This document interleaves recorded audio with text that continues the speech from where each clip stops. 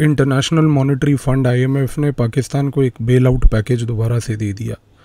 पाकिस्तान के पास अब दोबारा से पैसा होगा, इस पैसे का दुरुपयोग दोबारा से होगा और इस पूरे आईएमएफ के पैकेज के पीछे और कोई नहीं बल्कि अमेरिका है। आज के इस वीडियो में इसी चीज़ के ऊपर समझने की कोशिश करते हैं कि किस तरीके से भारत की असली प्रॉब्लम पाकिस्तान नहीं बल्कि ये नीच देश अमेरिका है। इंटरनेशनल मॉनेटरी फंड एक मल्टीलैटरल इंस्टीट्यूशन है, 190 से ज़्यादा देश इसके मेंबर्स हैं। यहाँ पर जितनी भी डिसीजंस की वोटिंग होती है वो निर्भर करती है किसी भी देश के फाइनेंशियल कंट्रीब्यूशन के बेसिस पे। आज अगर आप आईएमएफ के स्ट्रक्चर को देखें तो लगभग 16.5 16.5% वोटिंग पावर अमेरिका के इकलौते हाथ में है और ये 16.5% का एक फिगर ऐसा है जिसके आसपास कोई दूसरा देश है ही नहीं। कहने का मूल रूप से मकसद ये है कि अमेरिका के पास एक डिफैक्टो वीटो पावर, एक इनफॉर्मल लेवल पर वीटो पावर है। आईएमएफ की अगर आप ऑर्गेनाइजेशनल स्ट्रक्चर को समझने की कोशिश करें तो आईएमएफ का जो हेड होता है वो अक्सर एक यूरोप देश का नागरिक होता है और अमेरिका का क्लोज एलाई होता है। लेकिन वो जो आईएमएफ का हेड होता है वो एक सिंबॉलिक पोजीशन है। असली खेल आईएमएफ का मैनेजिंग डायरेक्टर संभालता है। आईएमएफ का मैनेजिंग डायरेक्टर हमेशा, जो कि नंबर 2 होता है आईएमएफ में, वो अमेरिकन होता है। यानी कि अमेरिका अपना दबदबा आईएमएफ के थ्रू, उसके मैनेजिंग डायरेक्टर के थ्रू पहली बात तो करती है। और ये जो मैनेजिंग डायरेक्टर होता है इसके अप्रूवल के लिए, यानी कि इस व्यक्ति की पोस्ट के लिए अमेरिका का ट्रेजरी और अमेरिका की जो फेडरल रिज़र्व है, ट्रेजरी डिपार्टमेंट और फेडरल रिज़र्व दोनों का दबदबा इसमें बहुत होता है। अब आपको दूसरी चीज़ समझनी है। आईएमएफ अगर मैं एक शब्द में बोलूं तो वो कोई ग्लोबल लेंडर या किसी प्रकार का बैंक नहीं है। आईएमएफ पहली बात तो एक स्ट्रेटेजिक आर्म है अमेरिका की फॉरेन पॉलिसी का। कुछ किस्से, कुछ अगर आप केस स्टडीज़ को देखें तो जो पाकिस्तान के साथ हुआ उस पैटर्न में आपको ये चीज़ बिठाने की दिक्कत नहीं होगी। अफ्रीका का एक देश ज़ायर है, ज़ायर के बगल में अंगोला था। पूरे कोल्ड वॉर के दौरान अमेरिका जो है इस देश ज़ायर को, यहाँ पर एक रूलर मबूतू नाम का था, उसको हमेशा से फंड करती रही, उसको पैसा देती रही, आईएमएफ के थ्रू लोन्स दिलवाती रही और लोन्स इसको कह के दिलवाती रही कि हमें बेसिकली पूरे के पूरे ज़ायर का विकास करना है। विकास नहीं करना था, कुछ ऐसा एम्बिशन और ऑब्जेक्टिव नहीं था। दिक्कत बस ये थी कि ज़ायर के बगल में अंगोला था। अंगोला एक सोवियत यूनियन का और सोवियत संघ का एक एलाई था और वो उस समय कम्युनिस्ट आइडियोलॉजी में डूबा हुआ था। अमेरिका ने आईएमएफ का प्रयोग मोबूतू को लोन्स दे देकर इस तरीके से किया कि पहली बात तो पूरे के पूरे ज़ायर के अंदर जितने भी कॉपर और कोबाल्ट के रिसोर्सेज थे उनको अपनी कंपनियों के तहत कॉन्ट्रैक्ट्स दिलवाकर एक्सप्लॉइट कर लिया। दूसरा, इसके साथ साथ बार बार आईएमएफ के ऊपर दबाव डाल के, आईएमएफ के दूसरे मेंबर्स के ऊपर दबाव डाल के ज़ायर को लोन्स इसलिए दिलवाते रहे ताकि इन लोन्स के तहत वो एक नैरेटिव पेश करते रहें कि देखिए हमारा असली फोकस है कम्युनिज़्म को टैकल करना, क्योंकि बगल में अंगोला में कम्युनिज़्म है, अगर ज़ायर कम्युनिस्ट बन गया तो प्रॉब्लम हो जाएगी। कुछ प्रॉब्लम नहीं थी, ये सिर्फ एक डर की राजनीति थी जो कि अमेरिका उस समय विश्व तौर पर चलाता था। उसका ऑब्जेक्टिव सिर्फ ये था कि आईएमएफ जैसे टूल्स का प्रयोग करके दूसरे देशों के रिसोर्सेज को हाईजैक करो। कॉपर और कोबाल्ट अमेरिका में आज की डेट में बहुत भारी मात्रा से ज़ाहिर से ही जाता था। पूरे विश्व युद्ध 2 के बाद से, कोल्ड वॉर से लेकर पोस्ट कोल्ड वॉर पीरियड तक यही परिस्थिति थी। अर्जेंटीना अमेरिका का एकदम बैकयार्ड इकोनॉमी है। अर्जेंटीना का जब इकोनॉमिक कोलैप्स हुआ तो उस समय कुछ इकोनॉमिक कोलैप्स के बाद अमेरिका के हेज फंड्स जो थे उन्होंने बहुत सारा डिफ़ॉल्टेड डेट जो उस समय अर्जेंटीना का था उसको उठा लिया और जैसे ही ये डिफ़ॉल्टेड डेट उठाया, अमेरिका ने आईएमएफ का प्रयोग करके उस डिफ़ॉल्टेड डेट को प्राइवेट कंपनियों के तहत खरीदवा कर पूरा का पूरा आईएमएफ का पैसा अर्जेंटीना में डालकर आईएमएफ के तहत अर्जेंटीना को अपनी एक बैकयार्ड इकोनॉमी बना लिया। आज की डेट में अर्जेंटीना अमेरिका की एक कॉलोनी बन चुकी है, सोवरिन देश तो बचा ही नहीं है। एक और अगर आप उदाहरण देखें यूक्रेन का, लंबे समय से अमेरिका का रूस के साथ जो पंगा है उसमें यूक्रेन एक चेस बोर्ड का एक फीचर बना हुआ है। हमेशा यूक्रेन में जिस भी सरकार का वहाँ पर होना हो, वो चाहे बेसिकली प्रो रशिया हो या प्रो अमेरिका हो, अमेरिका हमेशा से आईएमएफ का प्रयोग करके आईएमएफ के लोन्स के कवर में बेसिकली जितने भी डिफेंस टूल्स हैं, डिफेंस टेक्निक्स हैं और डिफेंस स्ट्रेटजीज़ हैं, वो सब दे के एक ऐसी मार्केट उसने यूक्रेन में क्रिएट कर रखी है कि जिसके तहत बार बार ये कहना गलत नहीं होगा कि यूक्रेन एक और अमेरिका का यूरोप के अंदर एक ऐसी कॉलोनी बन चुकी है जहाँ पर उसका उद्देश्य स्टार्ट आईएमएफ के लोन से हुआ, फिर वेपन से हुआ और ख़त्म देखिए कहाँ पर हुआ, जो ट्रंप ने हाल ही में और यूक्रेन के साथ अभी मिनरल डील साइन करी। आपको ज़ायर और यूक्रेन के बीच में अब पैरेलल दिख रहा होगा कि उद्देश्य सिर्फ ये था कि हमें मिनरल्स का हाईजैक करके मिनरल रिसोर्सेज को चोरी करना है। एक आखिरी एग्जांपल देखिए ग्रीस का।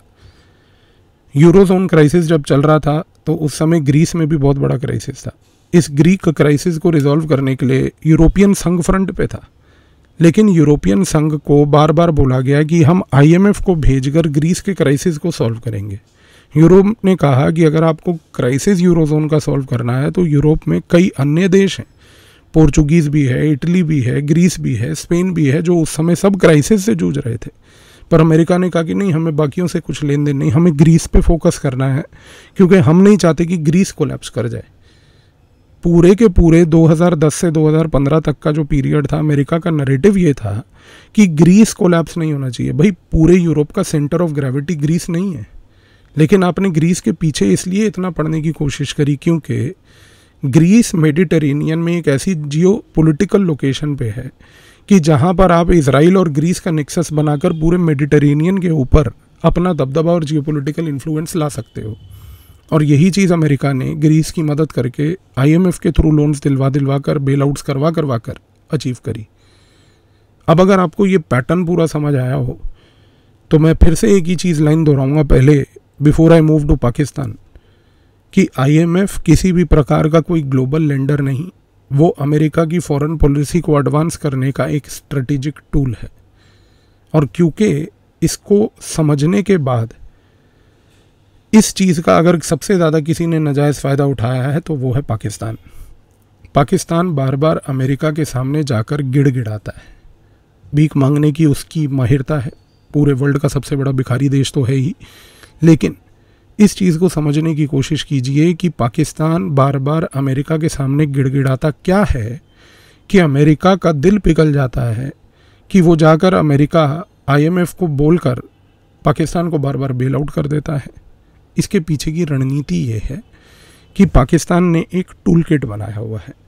इस टूल किट के अंदर 5-6 पॉइंट्स हैं। अगर आप आज वो पॉइंट्स समझ जाओ तो आपको समझ आएगा कि पाकिस्तान अमेरिका का प्रेम क्या है, अमेरिका आईएमएफ का प्रयोग करके पाकिस्तान को इतना समर्थन क्यों देती है। सबसे पहली चीज़ ये है कि पाकिस्तान बार बार जाके ये बोलता है अमेरिका को कि देखिए हमारे इकोनॉमिक कोलैप्स को होने से रोकने का कार्य आपको करना होगा। उसको इसलिए करना होगा क्योंकि उसके 3-4 कारण हैं। सबसे पहला कारण पाकिस्तान कहता है ये है कि अमेरिका, अगर भारत पाकिस्तान इस प्रकार से अगर आप इन देशों को देखते हो, आपके लिए भारत इस समय बड़ा महत्वपूर्ण देश है, लेकिन आप पाकिस्तान को भारत के देखने के चक्कर में बार बार निगलेक्ट कर देते हो। ये निगलेक्ट मत करो, क्योंकि अगर हमारा इकोनॉमिक कोलैप्स हुआ तो हमारे यहाँ पर जो हमारी मिलिट्री के अधिकारी हैं और वो अधिकारी जिन्होंने आपका समर्थन किया था पूरे विश्व तौर पर आतंकवाद को फैलाने में, इन लोगों के नेक्सस आज की डेट में भी अलकायदा से लेकर लश्कर ए तैयबा से लेकर जैश ए मोहम्मद तक सारे हैं। अमेरिका को जाके पाकिस्तान कहता है कि अमेरिका, अगर पाकिस्तान इकोनॉमिकली कोलैप्स हुआ तो हमारे यहाँ के ये जो मिलिट्री जनरल हैं जिन्होंने आपकी मदद की थी इन अलग अलग आतंकवादी संगठनों को बनाकर इनका प्रयोग करने के लिए, ये सारे के सारे मिलिट्री जनरल इन संगठनों के साथ मिलकर इकोनॉमिकली कोलैप्स्ड पाकिस्तान में पाकिस्तान के न्यूक्लियर वेपन और न्यूक्लियर मटेरियल को छीन के एक पैरेलल लेवल पर न्यूक्लियर ब्लैक मार्केट क्रिएट कर देंगे।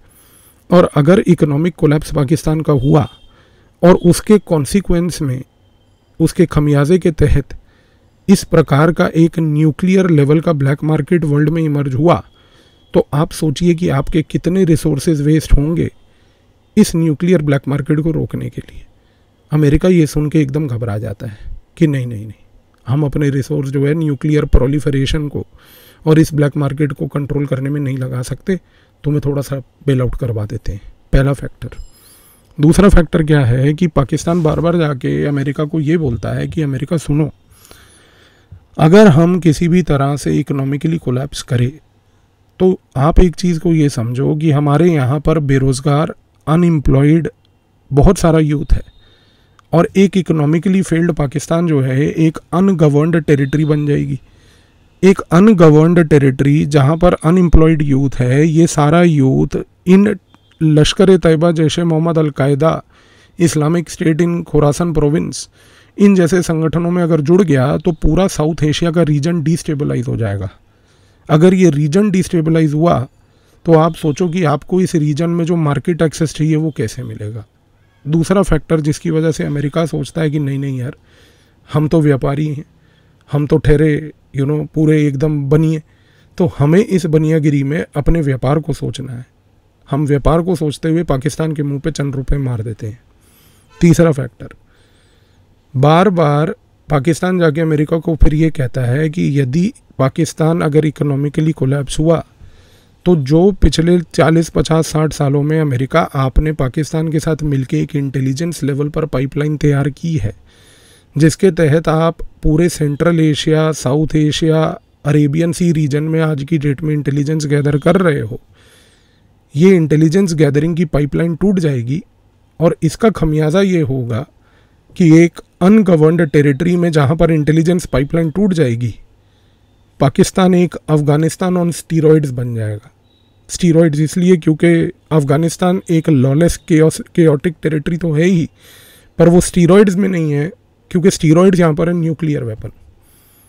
तो ये पॉइंट से अमेरिका फिर सोचता है कि नहीं, हम पाकिस्तान को नहीं चाहते कि वो अफ़गानिस्तान विद स्टीरॉइड्स बने, थोड़ा सा पैसा मार दो इसके मुंह पे। इसके बाद चौथा फैक्टर ये है कि पाकिस्तान अमेरिका को बोलता है कि यदि आपने इकोनॉमिकली पाकिस्तान का कोलैप्स होने दिया, हमें बेल आउट IMF से नहीं करवाया, तो इसका खमियाजा ये होगा कि हमारे यहाँ पर जब टेररिज्म बढ़ेगा, जिसकी वजह से टेररिज्म रीजन में स्प्रेड करेगा, तो ये टेररिज्म की वजह से भारत भी अफेक्ट होगा और भारत फिर पाकिस्तान पे बार बार प्रीएम्प्टिव स्ट्राइक करेगा। और यदि भारत प्रीएम्प्टिव स्ट्राइक करेगा, पाकिस्तान बार बार अमेरिका को बोलता है कि अमेरिका समझो, यदि भारत बार बार प्रीएम्प्टिव स्ट्राइक करेगा तो आपके उन व्यापारियों ने और उन कंपनियों ने, आपके कहे हुए जितने भी एलाइज हैं, आपके यूरोपियन संघ से लेके south east Asia, east Asia में जिन्होंने आपके नाम पर भारत में पैसा लगाया है, वो आपके ऊपर दबाव डालेंगे कि भाई हमने इतना पैसा भारत में इन्वेस्ट किया है, यहाँ पर भारत व्यस्त है एक प्रीएम्प्टिव स्ट्राइक करने में बार बार पाकिस्तान के साथ। इसकी वजह से आपके रिसोर्सेज का प्रयोग होगा क्राइसिस मिटिगेशन में, और फिर जब क्राइसिस मिटिगेशन में आपके रिसोर्सेज का प्रयोग होगा तो आप पावर डिस्प्ले कैसे करोगे। इस झांसे में फंसाकर वो फिर से पैसे निकलवा लेता है। और लास्ट, वो बार बार ये कहता है अमेरिका को कि अमेरिका देखिए, आप अगर IMF के थ्रू हमें बेल आउट नहीं कराओगे और हमारा इकोनॉमिक कोलैप्स हो जाएगा, उसमें कोई दिक्कत वाली बात नहीं है। दिक्कत सिर्फ ये है कि आपके चले जाने के बाद और आपके हमारी मदद ना करने के बाद ये याद रखना कि चाइना पाकिस्तान के अंदर एक डोमिनेंट प्लेयर बन गया तो पूरा साउथ एशिया का रीजन चाइना के कब्जे में आ जाएगा। और चाइना एक ऐसा शब्द है जिसको सुन के अमेरिका एकदम इमोशनली ब्लैकमेल हो जाता है, क्योंकि अमेरिका को लगता है कि भाई कतई ही लीडरशिप जो पूरे साउथ एशिया की है वो चाइना के हाथ में नहीं जानी चाहिए। इस कॉन्टेक्स्ट में फिर से ये परिस्थिति पैदा हो जाती है। तो यहाँ पर आपको चीज़ समझनी है, पाकिस्तान ने ये जो टूल किट बना रखा है कि हमारे मिलिट्री के लोग न्यूक्लियर एसेट्स को सीज करके एक ब्लैक मार्केट क्रिएट कर लेंगे, अनगवर्नड टेरिटरी से पूरे पाकिस्तान के अंदर टेररिज्म पैदा हो जाएगा, जिससे साउथ एशिया पूरा जो है डिस्टेबलाइज हो जाएगा। पाकिस्तान के साथ इंटेलिजेंस पाइपलाइन अगर आपकी कोलैप्स कर गई तो पाकिस्तान अफ़गानिस्तान ऑन स्टीरॉइड्स बन जाएगा। अगर इसके सवाए आपने कंट्रोल चीज़ें नहीं करी और पाकिस्तान को पैसा नहीं दिलवाया तो भारत प्रीएम्प्टिव स्ट्राइक्स करेगा, जिसकी वजह से आपके रिसोर्सेज क्राइसिस मैनेजमेंट में लगेंगे और सबसे बड़ी बात कि आप अगर नहीं होंगे तो चाइना को डोमिनेंटली पूरा पोजीशन मिल जाएगा। ये सारे फैक्टर्स की टूल किट पाकिस्तान अलग अलग समय पे जाकर प्रयोग करके अमेरिका से IMF के थ्रू पैसे निकलवाता रहता है। आज इस वीडियो के बाद कम से कम यदि आपसे कोई ये चीज़ पूछे कि ये न पाकिस्तान जो है बार बार जाकर IMF से बेल आउट कैसे सक्सेसफुली निकलवा लेता है, तो कम से कम पहली बात आपको ये फैक्टर्स पता है। लेकिन ये फैक्टर्स यहाँ ख़त्म नहीं होते। यहाँ पर असली शुरू होता है अमेरिका का दोगलापन। क्योंकि अब आप एक चीज़ को समझने की कोशिश कीजिए, इन सारे फैक्टर्स के तहत अगर एक बार एक जगह पर अमेरिका पाकिस्तान की मदद करके उसको बेल आउट करवा देता है, तो जो पाकिस्तान की आर्मी है उसके जो थॉट प्रोसेसेस हैं वो रिलेटिवली इकोनॉमी को संभालने से फ्री हो जाते हैं। क्योंकि पाकिस्तान की आर्मी पूरा देश भी चलाती है, और पाकिस्तान की आर्मी जो देश चलाती है उसके साथ दिक्कत ये है कि उसको बार बार ये समस्या रहती है कि भाई हम इकोनॉमी को भी चलाएं, देश को भी मैनेज करें, बलूचिस्तान को भी सॉल्व करके रखना है, खैबर पख्तूनख्वा में प्रॉब्लम ना हो वो इंश्योर करना है, तरीके तालिबान से पिटे ना बार बार वो इंश्योर करना है, भारत को भी तंग करना है। तो जो इतनी सारी प्रॉब्लम से पाकिस्तान आर्मी जूझ रही है, जब उसको इकोनॉमिक फ्रंट पे एक फ्रीडम मिल जाती है इस IMF के बेल आउट के बाद, तो चीज़ को समझिए, पाकिस्तान की आर्मी इसके बाद ये सारी की सारी चीज़ों का फोकस भारत के खिलाफ डिविएट कर देती है। इस कॉन्टेक्स्ट में पाकिस्तान की जो फ्रीडम उसको यहाँ पर मिली, उस फ्रीडम का नाजायज़ फ़ायदा भारत के खिलाफ टेररिज्म में होता है। लेकिन खेल यहाँ ख़त्म नहीं हुआ, खेल असली यहाँ से शुरू हुआ है। पाकिस्तान को बेल आउट मिला, बेल आउट से पाकिस्तान आर्मी की जो ओवरऑल थिंकिंग थी कि हमें इकोनॉमी को कंट्रोल में रखना है, वो इकोनॉमी की अटेंशन से उसको फ्रीडम मिली। उस इकोनॉमी की अटेंशन से फ्रीडम अब वो भारत के खिलाफ डिविएट करके टेररिज्म को उसने बढ़ाना चालू किया। जैसे ही भारत के खिलाफ वो टेररिज्म बढ़ाएगा, भारत काउंटर में क्या करेगा कि काउंटर में भारत जो है अपनी मिलिट्री को मॉडर्नाइज करने के लिए, स्ट्रेंथन करने के लिए, अपनी डिफेंस को, अपने एयर पावर को, अपनी इलेक्ट्रोमैग्नेटिक इलेक्ट्रॉनिक वॉरफेयर कैपेबिलिटीज़ को, अपनी इंटेलिजेंस सर्वेलेंस रिकनाइसेंस कैपेबिलिटीज़ को मजबूत करने की कोशिश करेगा। और जाहिर सी बात है कि जैसे ही भारत पाकिस्तान के इस टेररिज्म को काउंटर करने के लिए अपनी defence capability, air capability, electromagnetic war capability, electronic war capability, ISR capabilities को मजबूत करेगा, तो अमेरिका उसमें धंधा ढूंढेगा। क्योंकि अमेरिका तुरंत भारत के पास आके ये कहेगा कि देखिए मेरी मिलिट्री इंडस्ट्रियल कॉम्प्लेक्स आपके इन प्रॉब्लम्स को जो आप जूझ रहे हो उनको सॉल्व करने के लिए आपकी मदद करेगी। जितना आप लोग खेल को समझें बिटवीन द लाइंस और जितना आप डॉट्स को कनेक्ट करें, चीज़ें आपको और क्लियर होंगी। अमेरिका का उद्देश्य साउथ एशिया के अंदर प्रॉब्लम को सॉल्व करना नहीं है। अमेरिका का उद्देश्य साउथ एशिया के अंदर प्रॉब्लम्स को और रिस्क्स को एलिमिनेट करना नहीं है। उसका उद्देश्य है कि साउथ एशिया में भारत पाकिस्तान के बीच रिस्क्स सॉल्व नहीं हो, रिस्क्स मैनेज हो, रिस्क्स एलिमिनेट ना हो, रिस्क्स मैनेज हो, जिसके तहत हम अपना इन्फ्लुएंस मैक्सिमाइज कर पाए। प्रॉब्लम सारी यही है कि एक जगह पर ये नीच अमेरिका IMF का प्रयोग करके पाकिस्तान को बेल आउट करा के उस बेल आउट के थ्रू प्रॉफिट कमाता है, और उस बेल आउट के कॉन्सिक्वेंस में जो पाकिस्तान भारत के खिलाफ टेररिज्म करता है, उस टेररिज्म के कॉन्सिक्वेंस में जो भारत अपनी डिफेंस फोर्सेस को मॉडर्नाइज करेगा, उन डिफेंस फोर्सेस को मॉडर्नाइज करते हुए अमेरिका की मिलिट्री इंडस्ट्रियल कॉम्प्लेक्स भारत में अपना मुनाफा देखती है। यहाँ पर खेल बड़ा सिंपल है कि दोनों जगह से मुझे पैसा कमाना है, दोनों को लड़वा के रखना है ताकि ये दोनों लड़ते रहें, मेरा पैसा और मेरा प्रॉफिट मैक्सिमाइज होता रहे। अब ये जो बेल आउट पैकेज मिला है, इसके अगले 1 से 2 महीने के अंदर अंदर यदि आप देखें कि भारत जाकर अमेरिका से कोई डील साइन करके कुछ बड़े सारे ड्रोन्स या बड़ी सारी कोई डिफेंस टेक्नोलॉजी खरीद ले, तो आपको आश्चर्य नहीं होना चाहिए, क्योंकि अमेरिका का अल्टीमेट उद्देश्य ये था।